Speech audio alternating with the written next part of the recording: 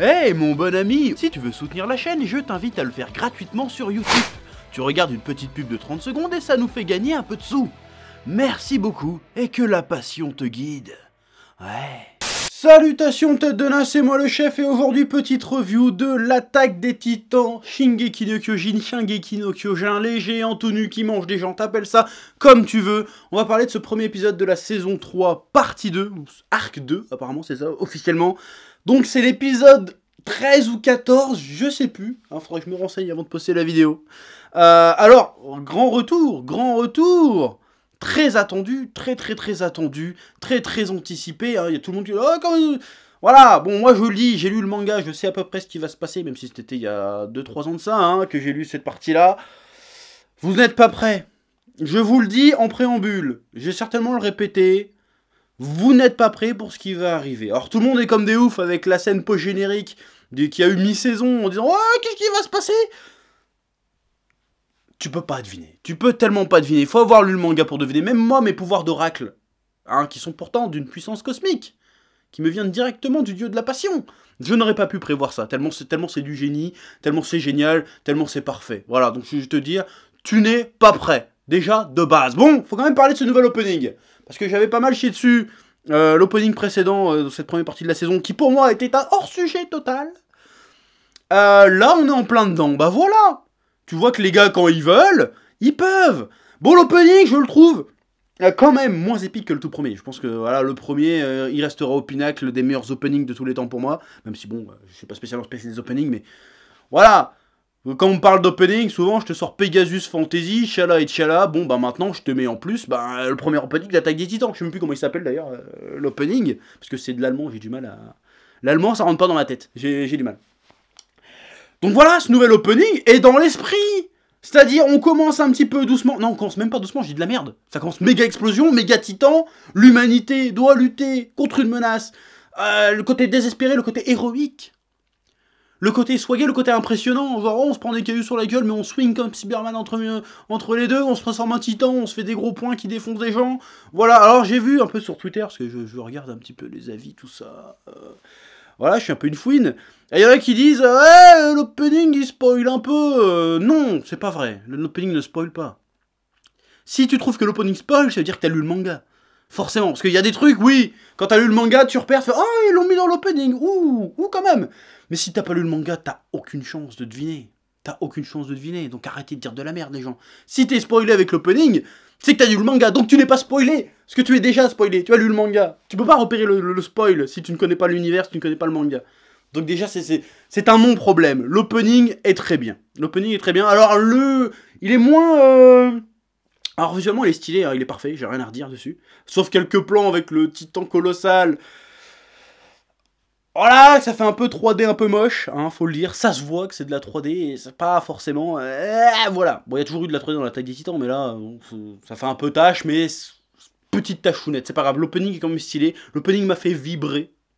L'opening m'a enjaillé. C'est l'opening qui te donne le courage d'affronter ce que tu vas regarder. C'est ça, les openings d'Attaque des Titans. C'est les openings qui te donnent le courage. Qui te fait une petite montée d'adrénaline. Oh putain, ça m'enjaille et tout. Comme ça, t'as la force d'affronter ce qui va arriver. Parce que ce qui va arriver, je veux pas te teaser ou après te faire « Oh, j'ai été déçu parce que je m'attendais à trop de trucs. Tu m'as trop hypé, FF. » Qui est une phrase de fils de pute, je tiens à le dire. T'es pas prêt, et tu vas avoir besoin de cet opening. Dans quelques épisodes, tu vas avoir besoin, tu vas dire merci cet opening, tu m'as donné la force d'affronter l'épisode que j'allais regarder, de faire face, comme un homme, ou une femme, ou ce que tu veux, à cette histoire géniale. Parce que tu vas avoir de l'émotion, ça va être grisant, je préfère te le dire. Ouais. Bon, comme je le disais pour le début de saison de Game of Thrones, ouais, il y a des liens en fait, il y a une espèce de review universe. Pour bien comprendre ce que je dis dans mes reviews, faut que tu regardes toutes les reviews, sinon tant pis pour ta gueule. C'est une super idée, la review univers, je viens de la voir, là, je suis plus ou moins génie.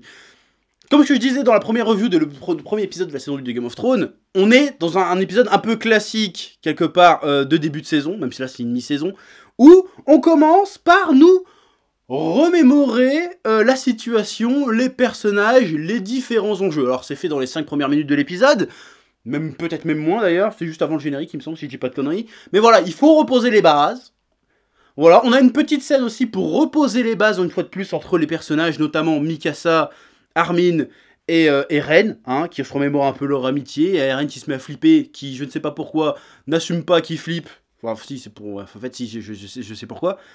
Et il y a ce petit dialogue qui, bah, comme je te le dis, repose vraiment la relation entre les personnages. Keren, en fait, est un personnage, même s'il a de la pression, même s'il a peur, est un personnage courageux, fougueux, téméraire, qui arrive à faire face à l'adversité, qui fait souvent de la merde, mais qui va quand même de l'avant. Or, Carmine est le gars qui est suffisamment malin, qui est pas très fort, mais qui est tellement malin qu'il arrive à bien gérer le stress d'Eren finalement. Parce qu'une fois qu'Eren parle avec lui, il est un peu plus calmé, alors que Mikasa reste derrière, elle a les déterres de toute façon en toutes circonstances.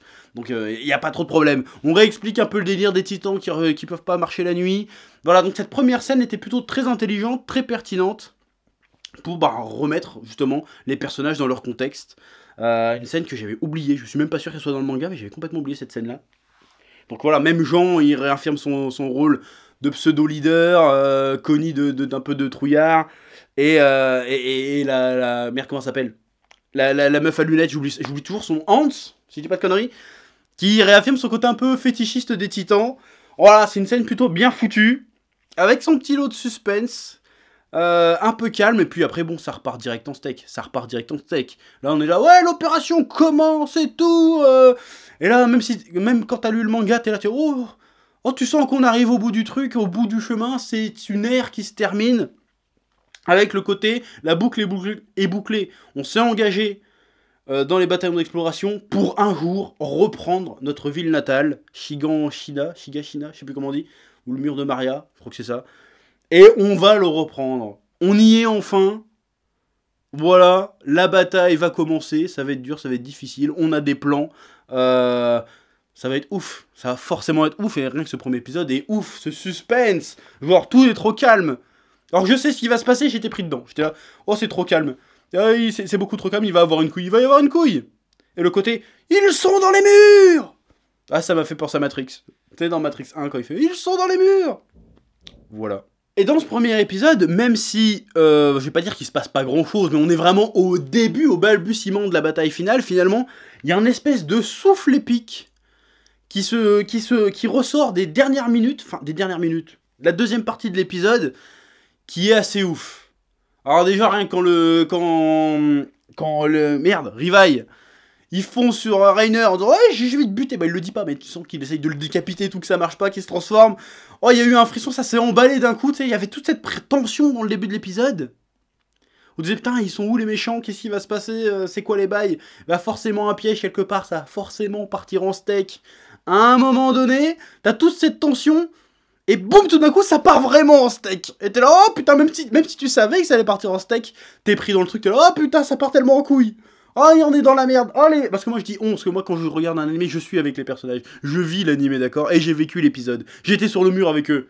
Bon, j'étais caché parce que je suis une lopette. Je vois un titan, je me cache, tu vois. De toute façon, il arrivera pas à me bouffer, je suis trop gros.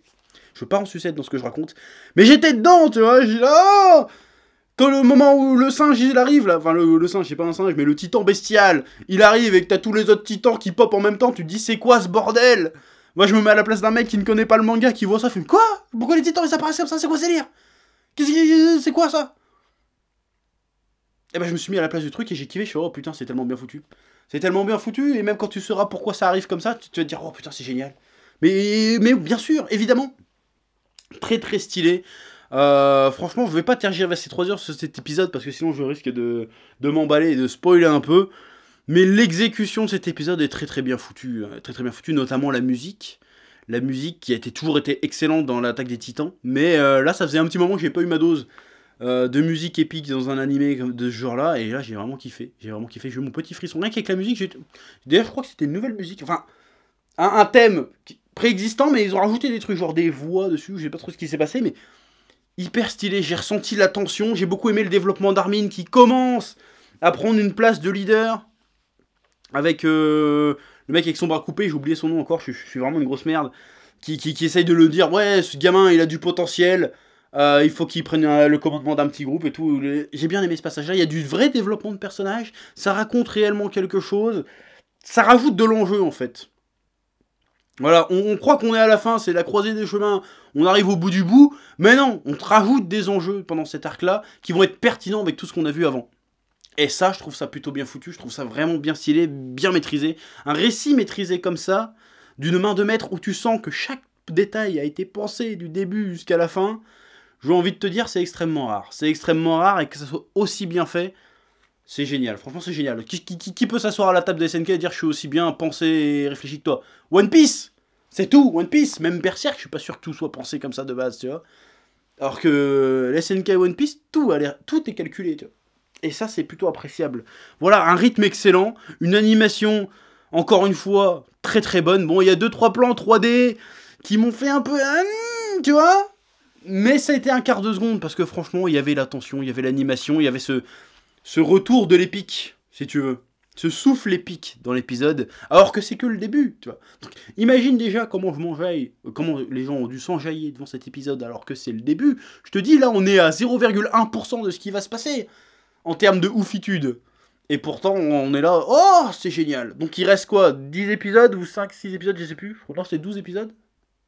Ouais, c'est ça, il reste 12 épisodes. Donc franchement, je suis plus que chaud. Je sais plus si c'est... J'ai un trou là maintenant que j'en parle. Je sais plus si ça a été coupé en 2 x 6 ou 2 x 12. Faudra me dire ça. Je sais plus en fait, j'ai eu un bug au milieu de review. Mais bref, cette seconde partie va être palpitante et s'annonce sur les meilleurs auspices. Je vais passer un petit mot aussi sur Landing. Landing qui est très très bien, qui est un peu dans le thème de l'opening d'avant, finalement. Comme je le disais, en plus je l'avais dit déjà dans la review précédente, il aurait fallu inverser dans la première partie de la saison Landing et l'opening. Là, très bien. Landing marche très bien, parce que Landing, comme je le disais déjà à l'époque, l'opening te donne la patate pour affronter l'épisode et ce qui va se passer dans l'histoire, alors que Landing, il vient comme un pansement. Il vient te dire, oh, c'est bien, il te récompense, il t'apaise, genre, c'est bien, t'as survécu à l'épisode.